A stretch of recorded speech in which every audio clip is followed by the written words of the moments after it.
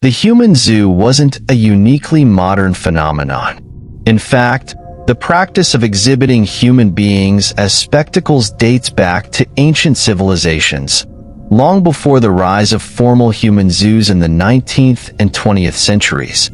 Welcome to Old Around the World, where all hidden history stories are brought to life, including the dark ones. Ancient Egyptians displayed people from Sudanese lands, labeling them black dwarves, while the Roman Empire paraded so-called barbarians beneath their triumphal arches. This was a way of asserting superiority, using human beings as proof of their empire's power.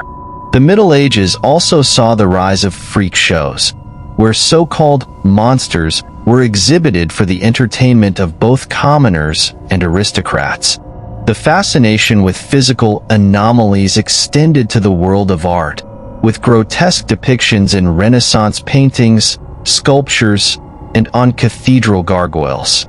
The Age of Exploration brought this tradition to new heights. As European explorers set out to conquer new lands, they began bringing back living specimens to European royal courts. Starting with Portugal in the 15th century, followed by Spain, Italy, and the rest of Europe, explorers began to display human beings as exotic curiosities, parading them for the entertainment and study of the elite. But this practice wasn't confined to Europe. Chinese sailors, as early as the 15th century, also brought Africans back to China, showcasing them as part of the growing global spectacle. When Christopher Columbus set sail, he too brought back native people. Amerindians, like those from the Caribbean, were presented at the Spanish court as exotic wonders. The first Indian to be seen in France was named Essamaric, a native of Brazil, who arrived in 1505. Hernán Cortés, after conquering Mexico, brought back native performers, musicians, dancers, and acrobats from the Aztec Empire to perform before the Spanish court. What was once a living, breathing culture was reduced to a mere spectacle. But it wasn't just explorers. For centuries, the display of exotic humans continued across Europe and beyond, from royal courts to public fairs. By the 19th century, human zoos became a public attraction.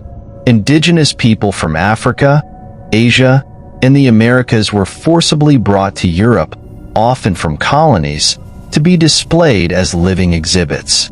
In these ethnographic exhibitions, they were presented as the other, as curiosities to be observed in awe and wonder. One of the most infamous examples was the Negro Village at the 1889 Paris Exposition, where hundreds of African men, women, and children were displayed in a recreated village for the amusement of the public. Similarly, the 1904 St. Louis World's Fair hosted a Filipino village, where native Filipinos were put on display in a recreated village, performing daily tasks for the amusement of the visitors. Perhaps the most shocking instance of a human zoo was at the Bronx Zoo in New York, where in 1906, Ota Benga, a Congolese man, was put on display in a cage alongside monkeys. He was labeled the missing link, a living exhibit for the public to gawk at, with a zoo plaque comparing him to the animals around him. Ota Benga was a beauty man who was brought to the United States from Central Africa and displayed at the St. Louis World's Fair, the Museum of Natural History, and the Bronx Zoo Monkey House before settling in Lynchburg, where he died by suicide. Benga left no account of his own life, so the details of his early years are not known with certainty. In 1904, Samuel Phillips Verner, a former Presbyterian missionary and self-styled adventurer, brought Benga from Central Africa to the United States to appear in an exhibit at the St. Louis World's Fair. In 1906, Benga was the subject of an ethnological exposition at the Bronx Zoo Monkey House in New York City. The Benga exhibition drew tens of thousands of visitors. It also caused an outcry among local black ministers. The exhibit closed after a few weeks. Benga spent 3 years in a Brooklyn, New York orphanage before relocating to Lynchburg.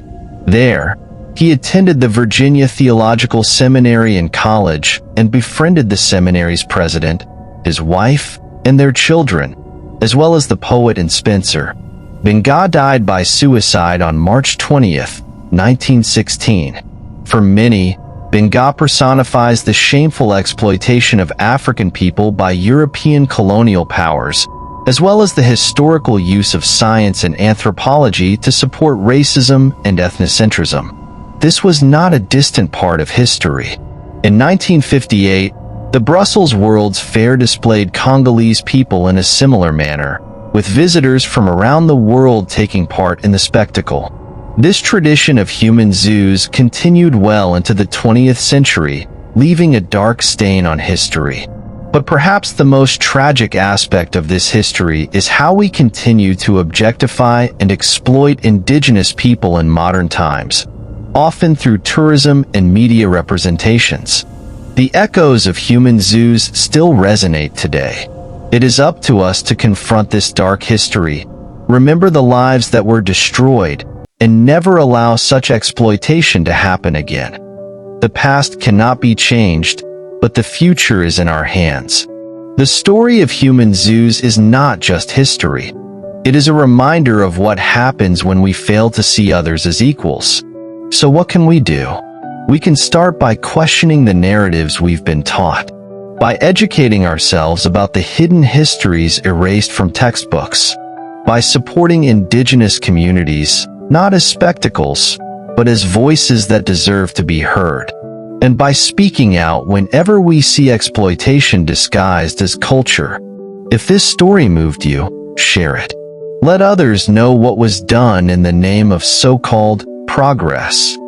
Because only by confronting our past can we build a future where no human is ever treated as less than human again. Subscribe to Old Around the World for more untold stories from history. And remember, history is only forgotten when we allow it to be. By History Lover.